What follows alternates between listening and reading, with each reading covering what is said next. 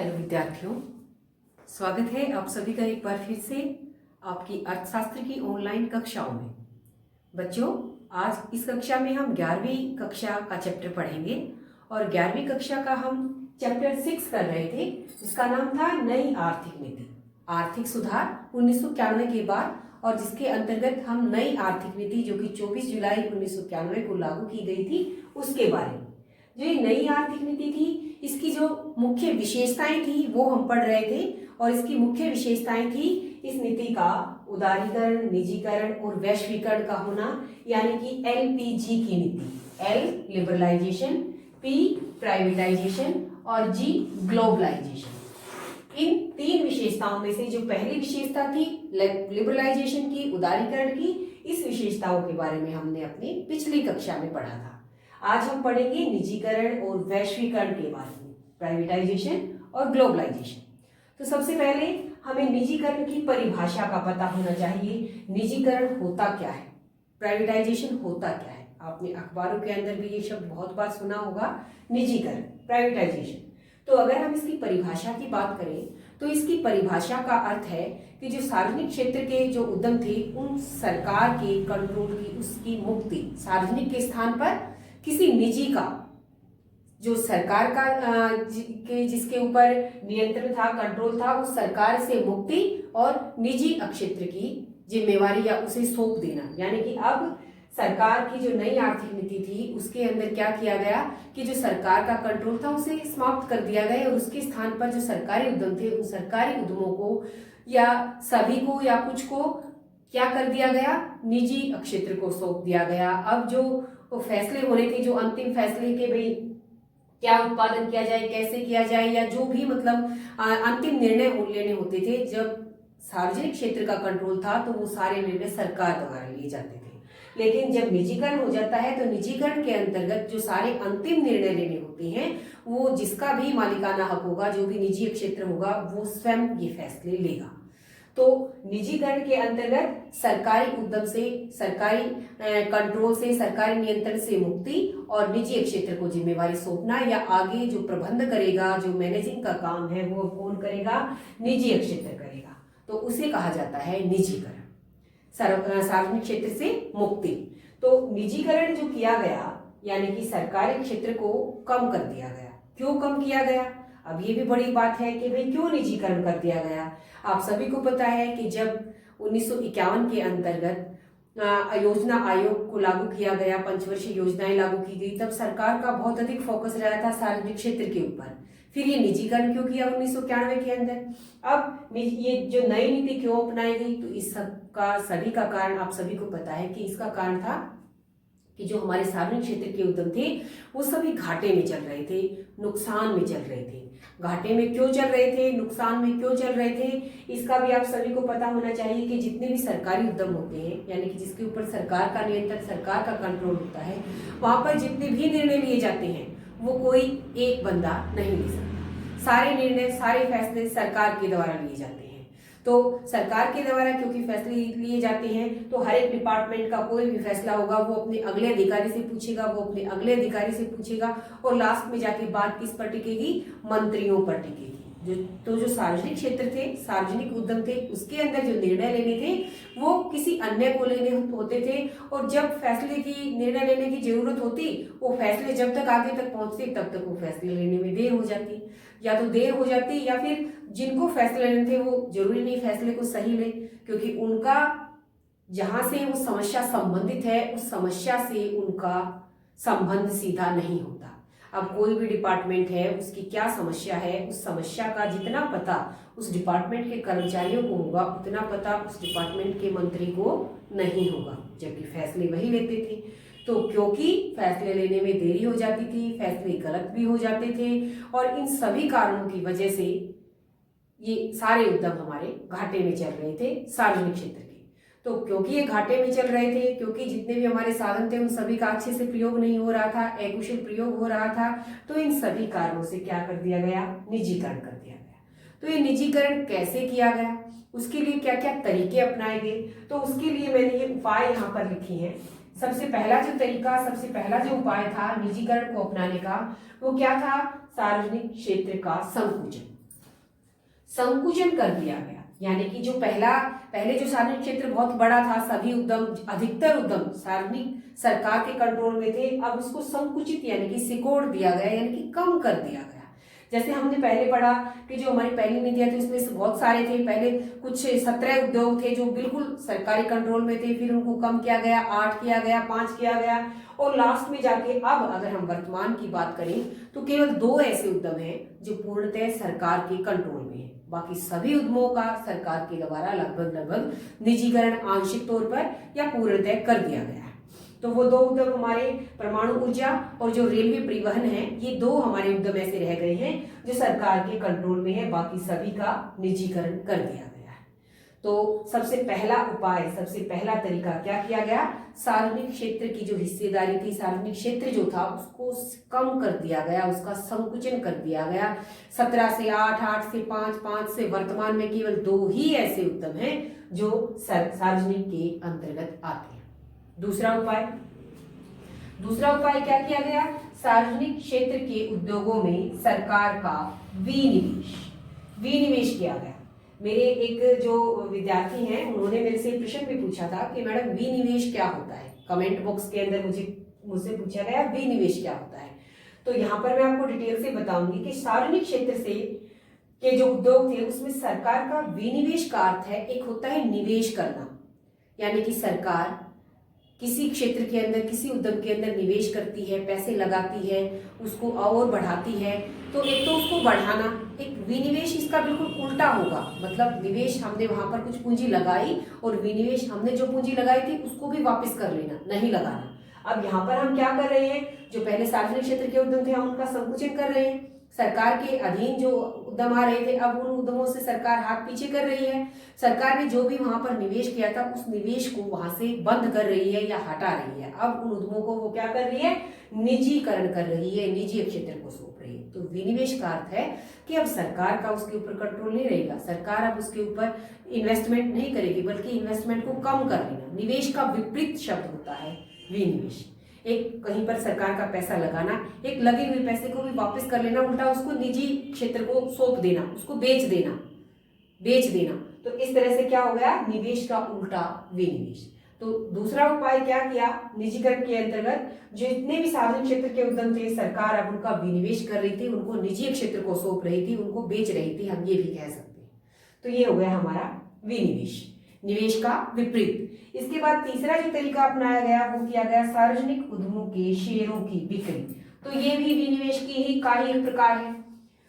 जो सरकार की हिस्सेदारी थी, सरकार के जो शेयर यानी कि हिस्सेदारी जो थी, सरकार अपने उस हिस्सों को, उस हिस्सेदारी को बेच रही थी। कोई उद्यम है जो पूर्णतः सरकार के अंतर्गत है, अब सरकार ने उसको किसी निजी क्षेत्र को सौंप दिया, किसी प्राइवेट एजेंसी को सौंप दिया, तो सरकार ने क्या किया, अपने शेयर की बिक्री कर दी। अब उसका मालिकाना हक उस उद्यम का किसका हो गया, जिसको भी उसने बेचा है उसका।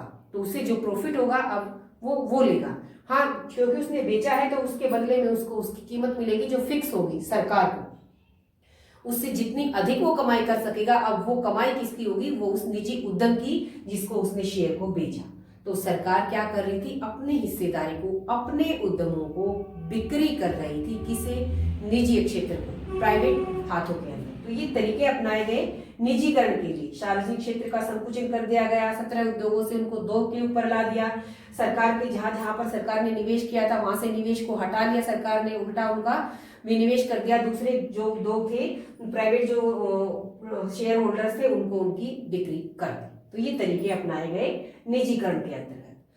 तीसरी जो विशेषता है हमारी इस आर्थिक नीति की वो है वैश्वीकरण, ग्लोबलाइजेशन। ग्लोबलाइजेशन, वैश्वीकरण यानी कि पूरे विश्व की बात कर रहे हैं हम यहाँ पर, एक देश की नहीं बल्कि पूरे विश्व की। तो वैश्वीकरण का अर्थ या वैश्वीकरण की परिभाषा को अगर हम समझें तो वैश्वीकरण की परिभाषा होगी कि जो बंधन है, जो सीमाएं हैं, उनसे मुक्ति, पूरे विश्व का आर्थिक एकीकरण। वैश्वीकरण के अंतर्गत किसी भी बेरोक टोक हम किसी भी देश के साथ आयात निर्यात कर सकते हैं। तो हमारी जो नई आर्थिक नीति थी 1991 की नीति, उसकी तीसरी बड़ी विशेषता थी वैश्वीकरण का होना, यानी कि एक अर्थव्यवस्था दूसरी किसी भी अर्थव्यवस्था के साथ खुले मुक्त रूप से, बिना किसी रोक टोक, बिना किसी नियंत्रण, बिना किसी प्रतिबंध के आयात भी करे, निर्यात भी करे, सभी चीजों का, चाहे वो टेक्नोलॉजी है, चाहे वो वस्तुएं हैं, चाहे वो सेवाएं हैं, तो वस्तुओं का, सेवाओं का, टेक्नोलॉजी का, सभी चीजों का बेरोक टोक आना, आर्थिक एकीकरण, पूरे विश्व को एक बाजार के रूप में लेना।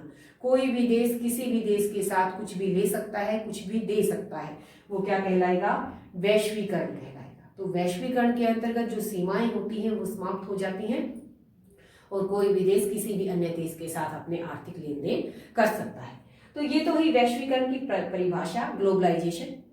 इसके अंतर्गत जैसे हम कह देते हैं कि भाई इस देश के साथ हम अपने कोई संबंध नहीं रखेंगे, इसके साथ नहीं रखेंगे, तो वो चीजें समाप्त हो जाती हैं। तो वैश्वीकरण के अंतर्गत एक बहुत बड़ी संस्था का नाम आता है WTO। WTO यानी कि वर्ल्ड ट्रेड ऑर्गेनाइजेशन, विश्व व्यापार संगठन। ये जो विश्व व्यापार संगठन है, इसका उद्देश्य ही क्या है? वैश्वीकरण को बढ़ावा देना, कि सभी देश बिना प्रतिबंध के, बेरोक टोक के, बिना किसी आयात निर्यात करों के आपस में अधिक से अधिक व्यापार करें। तो वर्ल्ड ट्रेड ऑर्गेनाइजेशन का क्या है कि आपस में सभी देश एक दूसरे के पास आए, एक दूसरे से आयात करें, निर्यात करें, टेक्नोलॉजी का भी आयात निर्यात करें, वस्तुओं का भी करें, सेवाओं का भी करें। तो इसके क्या क्या उपाय किए गए? वैश्वीकरण के तहत सबसे पहला उपाय, पहला तरीका क्या था? विदेशी पूंजी निवेश सीमा में वृद्धि की गई।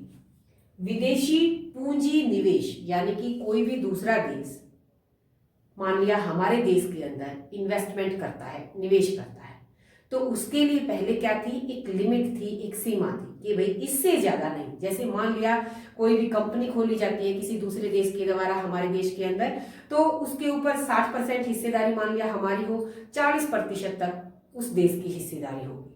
तो पहले ऐसा था, लेकिन क्योंकि अब नई आर्थिक नीति आ गई, वैश्वीकरण आ गया, तो वैश्वीकरण के अंतर्गत जो पहले 40% था, अब उसे बढ़ाकर 50 से ज्यादा 51 भी कर दिया, 51 कर दिया गया। और कुछ तो ऐसी भी थी जिसके अंदर पूरी 100% की भी छूट दे दी गई वैश्वीकरण के अंतर्गत, कि कोई भी देश आ सकता है हमारे देश के अंदर, अपनी कंपनी स्थापित कर सकता है और वो उसकी पूरी हिस्सेदारी भी उसी की रहेगी 100%।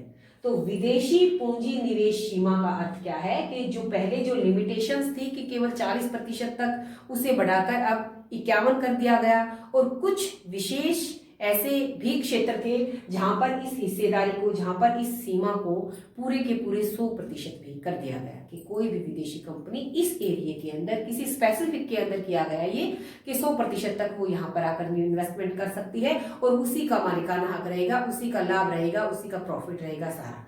तो विदेशी पूंजी निवेश सीमा के अंदर वृद्धि कर दी गई वैश्वीकरण के तहत। ये पहला उपाय। दूसरा उपाय क्या किया गया? आंशिक परिवर्तनशीलता। आंशिक परिवर्तनशीलता क्या होती है? तो ये प्रश्न हमारा 1 नंबर का, 2 नंबर का भी हो सकता है। आंशिक यानी कि अंश के तौर पर, परिवर्तनशीलता होता है बदलना। आंशिक परिवर्तनशीलता का यहाँ पर अर्थ है कि हमारा देश है, भारतीय अर्थव्यवस्था है, हमारे देश की भारतीय अर्थव्यवस्था की जो करेंसी है वो हमारी रुपया है, दूसरे देशों की करेंसी अलग होती है, जैसे डॉलर हो गया, पाउंड हो गया। आंशिक परिवर्तनशीलता का अर्थ है रुपये का डॉलर में या जो भी दूसरी है पाउंड है उसके अंदर बदलना। तो ये जो आंशिक परिवर्तनशीलता है ये 1992 में, जब 1991 की ये नीति लागू की गई तो 1992 में आंशिक परिवर्तनशीलता की गई थी। इसके बाद जब 2004 आया तो 2004 के अंदर पूर्ण परिवर्तनशीलता भी की गई थी। तो आंशिक परिवर्तनशीलता का अर्थ है कि रुपये को हम कन्वर्ट कर सकते हैं, बदल सकते हैं पाउंड में या डॉलर आदि किसी भी दूसरे देश की करेंसी में। तो हमें आयात निर्यात करना होता है विदेशों से टेक्नोलॉजी का या फिर वस्तुओं का या सेवाओं का, तो उसके लिए हमें विदेशों से जब हम मंगवाएंगे तो हमें विदेशी पूंजी चाहिएगी। तो उस विदेशी पूंजी चाहिएगी तो हम अपने देश की करेंसी को विदेशी करेंसी के अंदर बदल सकते हैं। ये आंशिक परिवर्तनशीलता, इसकी छूट दी गई। तीसरा पॉइंट है हमारा दीर्घकालीन व्यापार नीति। वैश्वीकरण के तहत तीसरा उपाय क्या किया गया? दीर्घकालीन व्यापार नीति। व्यापार से संबंधित नीति जो एक लॉन्ग टाइम के लिए, लंबे टाइम के लिए फिक्स कर दी गई। और ये व्यापार नीति भी क्या थी, जो हम ऊपर पढ़ चुके हैं कि भाई कोई भी देश दूसरे देश के साथ किसी भी प्रकार का बिना रुकावट के, बिना प्रतिबंध के आयात निर्यात करें। टैक्स नहीं लगाए जाएंगे, आयात निर्यातों के ऊपर टैक्स नहीं लगाए जाएंगे, या किसी के साथ ये नहीं कि भाई हमें इसके साथ, जैसे हम कहें कि चाइना के साथ हमें व्यापार नहीं करना। तो विदेशी व्यापार नीति बना दी गई जो एक लॉन्ग टाइम के लिए थी, एक बार फिक्स कर दी गई, उसके अंदर कोई परिवर्तन नहीं कर सकता। और वो नीति क्या थी? यही थी कि भाई हम सबके साथ लेन देन करें, पूरे विश्व को एक मार्केट के तौर पर, एक बाजार के तौर पर विकसित करें, व्यापार को बढ़ावा देने के लिए। अगला उपाय था टैरिफ दरों में कमी। तो ये टैरिफ दरों में जो कमी है, ये इस विदेशी व्यापार नीति का ही एक भाग है। टैरिफ होता क्या है? टैरिफ होता है एक प्रकार का टैक्स। टैक्स होता है टैरिफ। कौन सा टैक्स होता है? जो आयातों के ऊपर और निर्यातों के ऊपर लगाया जाता है। जब हम दूसरे देश से माल मंगवाते हैं तो हम इंपोर्ट टैक्स लगाते हैं, बेचते हैं तो वो एक्सपोर्ट टैक्स होता है। तो इनके अंदर कमी की गई। ये इस विदेशी व्यापार नीति का हिस्सा मैंने इसीलिए कहा है कि क्योंकि हम बात कर रहे थे पूरे विश्व को खुले मुक्त रूप से व्यापार करने की, तो इन टैरिफ दरों के अंदर इन आयात निर्यात के ऊपर जो टैक्स लगाए जाते थे, इनके अंदर बहुत कम कर दिया गया इनको, ताकि प्रतिबंध ना के बराबर रहें, ताकि पूरा विश्व आर्थिक एकीकरण या एक दूसरे के साथ लेन देन कर सके। तो बच्चों, ये कुछ उपाय थे जो वैश्वीकरण के तहत किए गए। विदेशी पूंजी की निवेश सीमा को, लिमिटेशन को बढ़ा दिया गया। रुपये की दूसरे देशों की करेंसी के अंदर परिवर्तनशीलता की अनुमति दे दी गई और दीर्घकालीन जो है व्यापार नीति अपनाई गई, जिसके अंतर्गत जो विभिन्न प्रकार के टैक्स थे, एक्सपोर्ट और इंपोर्ट, उनको कम कर दिया गया। और निजीकरण के भी सभी उपायों के बारे में हमने विस्तार से पढ़ा। तो मेरे ख्याल से आप सभी को समझ में आ गया होगा जो हमारी नई आर्थिक नीति थी, जिसकी विशेषताएं थी उदारीकरण, निजीकरण और वैश्वीकरण। एक बहुत बड़ा प्रश्न, एक तरह से 3 प्रश्न। उदारीकरण क्या है, उसके क्या क्या उपाय हैं, निजीकरण क्या है, उसके क्या क्या उपाय हैं, वैश्वीकरण क्या है, उसके क्या क्या उपाय हैं, ये हमने विस्तार से पढ़ा। उम्मीद है आप सभी को बहुत अच्छे से समझ में भी आया होगा। आपको अगर कम समझ में आया है तो आप वीडियो को रिपीट करें, दोबारा सुने, समझें, अवश्य आपकी समझ में आएगा। और फिर आप पुस्तक से भी जरूर पढ़ें। तो आज के लिए इतना ही। आप सभी का वीडियो देखने के लिए, समझने के लिए बहुत बहुत धन्यवाद।